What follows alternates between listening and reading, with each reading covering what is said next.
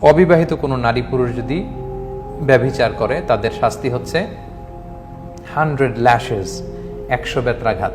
আর বিবাহিত যদি কেউ করে তাহলে তাদের শাস্তি হচ্ছে প্রস্তরাঘাতে মৃত্যুদণ্ড, যদি 4 জন সাক্ষী এখানে থাকে, প্রত্যক্ষ সাক্ষী।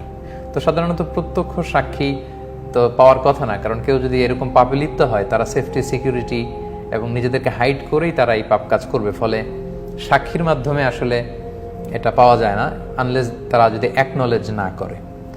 তো বিবাহিতদেরকে এত ডেথ পেনাল্টি, অবিবাহিতদেরকে 100 বেত্রাঘাতের কারণ হচ্ছে বিবাহিতদের তো পবিত্রভাবে হালাল পন্থায় যৌন ডিজায়ার এটা ফুলফিল করার সুযোগ আছে, তারপরেও কেন তুমি পরকিয়া করে এই পাপ সম্পর্কে জড়ালে, তাই এই শাস্তিটা ভয়ঙ্কর।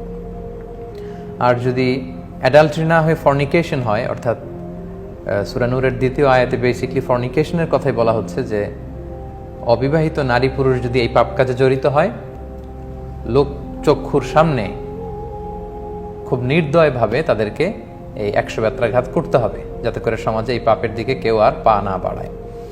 So now the question arises যে ইসলাম এই ব্যাপারে এত কঠোর কেন? একটা প্রাপ্তবয়স্ক ছেলে এবং মেয়ে তারা যদি মিউচুয়াল কনসেন্টের মাধ্যমে, অর্থাৎ পারস্পরিক সম্মতি নিয়ে লিভ টুগেদার করে, একসাথে থাকে, দৈহিক সম্পর্কে জড়ায়, সো হোয়াটস ইউর প্রবলেম? ইসলামের সমস্যাটা কোথায়? এই প্রশ্ন আমরা প্রায় শুনি। সম্মানিত সুধী, এই প্রশ্নগুলো হচ্ছে যারা নফসের পূজারী, যারা নিজেদের ডিজায়ারের পূজা করে, এগুলো তাদের প্রশ্ন। কিন্তু আপনি যদি প্রকৃত অর্থে মানব কল্যাণের কথা ভাবেন, একটা সিস্টেমেটিক সামাজিক রীতিনীতির কথা ভাবেন, তাহলে আপনি বুঝতে পারবেন যে এই কথার মধ্যে কত সমস্যা লুকিয়ে আছে। তারা প্রায়ই বলে যে আমি তার সাথে, একটা নারী একটা পুরুষের সাথে মিউচুয়ালি তারা লিভ টুগেদার করেছে, একসাথে থেকেছে, তাতে ইসলামের সমস্যা কোথায়? আপনি যদি কোরআনের লেন্স দিয়ে এটা দেখেন তাহলে দেখবেন যে এখানে অনেক সমস্যা আছে, কারণ ইসলাম আমাদেরকে একটা কল্যাণ রাষ্ট্রের কথা বলে। এখানে এত সমস্যা যেটা এই স্বল্প পরিসরে আমি আপনাদেরকে শেয়ার করতে পারবো না। আমি একটা হিন্টস আপনাদের সাথে শেয়ার করি। সম্মানিত সুধী, এই বিবাহ ছাড়া, বিবাহ বহির্ভূত এই হারাম সম্পর্ক, ব্যভিচার, পরকিয়া, এই গার্লফ্রেন্ড বয়ফ্রেন্ড সম্পর্ককে ইসলাম নাকচ করেছে কেন? এর কারণ হচ্ছে, আমি যদি বাংলাদেশের বাংলাদেশ পার্সপেক্টিভে যদি বলি, বাংলাদেশের পত্রপত্রিকাতে প্রায় দেখা যায় যে ঢাকা মেডিকেল কলেজের এই ডাস্টবিনে মৃত বা জীবিত নবজাতক বাচ্চা পাওয়া যায়। জীবিত কখনো কখনো নবজাতক বাচ্চার লাশ। কিভাবে আসলো এটা? নিশ্চয়ই কোনো নারী এটা এখানে ফেলে দিয়ে গিয়েছে, এই বাচ্চার মা, এবং এটা তাদের পাপের ফসল, অর্থাৎ অবৈধ সম্পর্কের ফসল। তো এই যে বাচ্চাটা এখন বেড়ে উঠবে, তার বাবা কে, তার মা কে, তার ভবিষ্যৎ কি?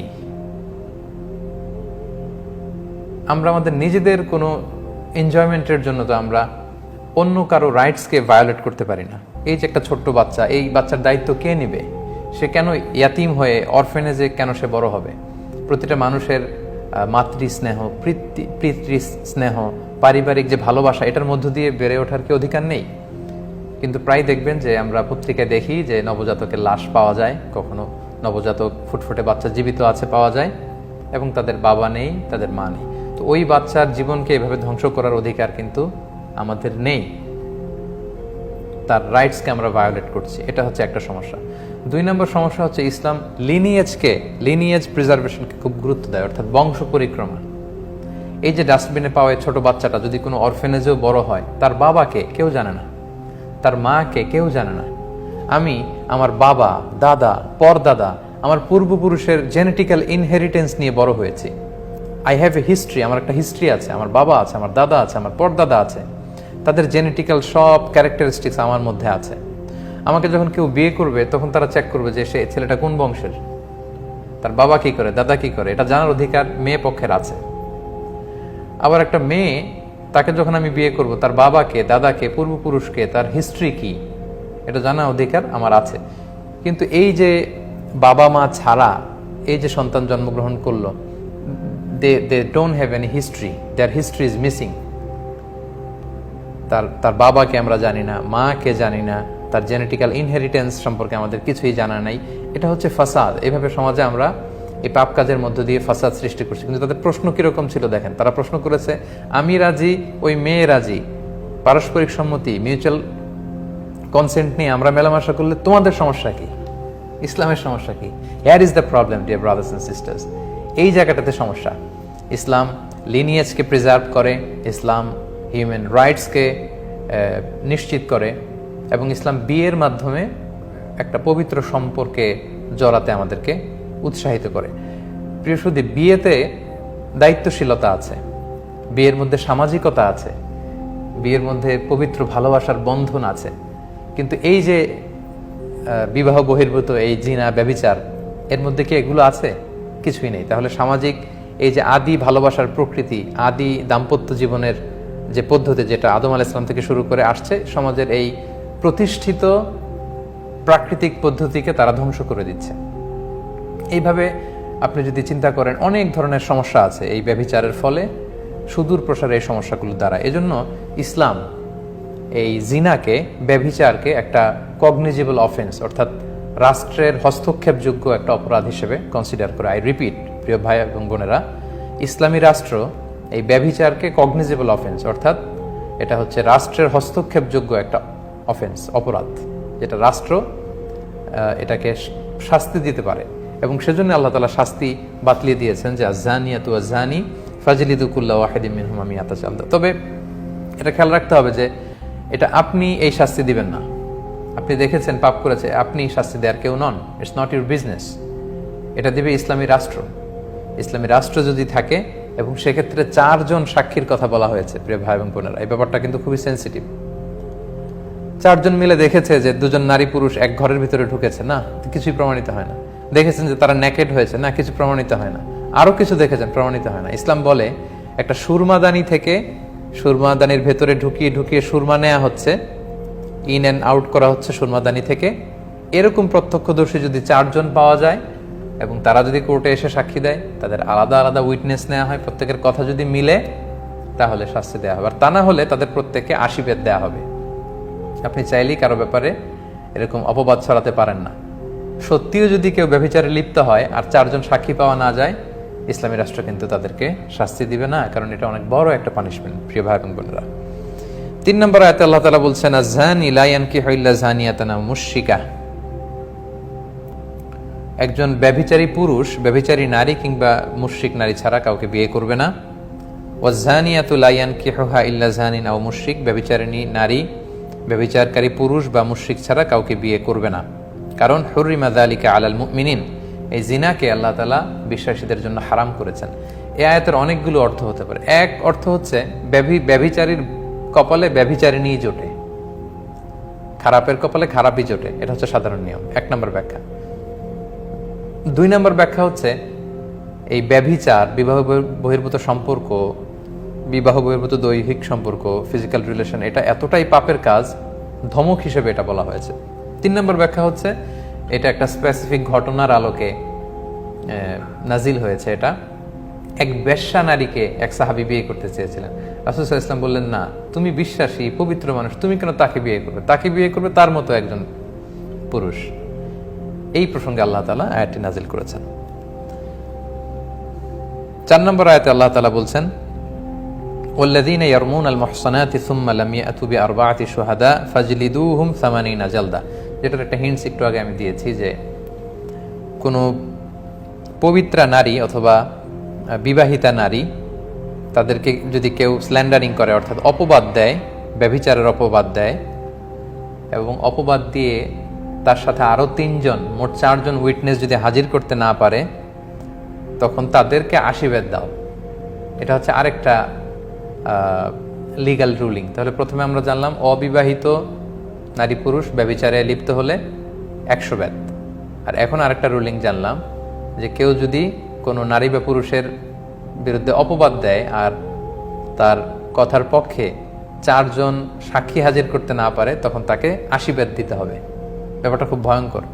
সো ইসলামী রাষ্ট্র আসলে আমাদেরকে গোয়েন্দাগিরি করতে শেখায় না, আমাদের নৈতিক উন্নতি, আমাদের আত্মশুদ্ধি, আমাদের জীবনের শুদ্ধাচার আনয়নের মাধ্যমে আমাদেরকে পবিত্র ভালো মানুষ বানাতে চায়। এজন্য এরকম পাপ কাজ যদি আমার চোখে পড়েও যায়, আমি এটা বলতে পারবো না, কারণ আমি আরো 4 জন পাবো কোথায়? 4 জনকে নিয়ে সাক্ষী জোগাড় করবো কিভাবে?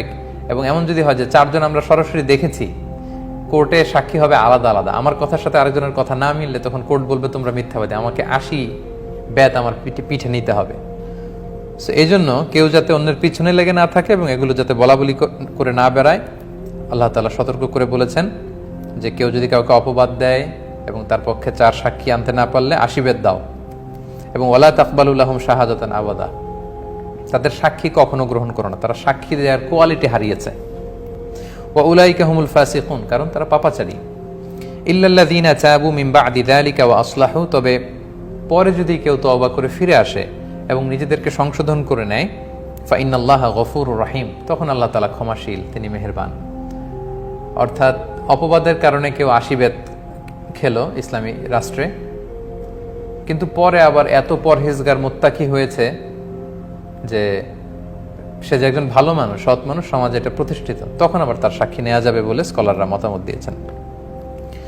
তাহলে সম্মানিত সুধী, এখানে ইসলামী রুলিংসের একটা ধারা পরম্পরা আছে, একটার পর একটা যাচ্ছে, সো আমাদেরকে কানেক্ট করতে হবে। এই পর্যায়ে এসে আমরা জানলাম অপবাদ যদি দেয় কেউ, 4 জন সাক্ষী হাজির যদি করতে না পারে, তার পিঠে 80 বেত দেয়া হবে।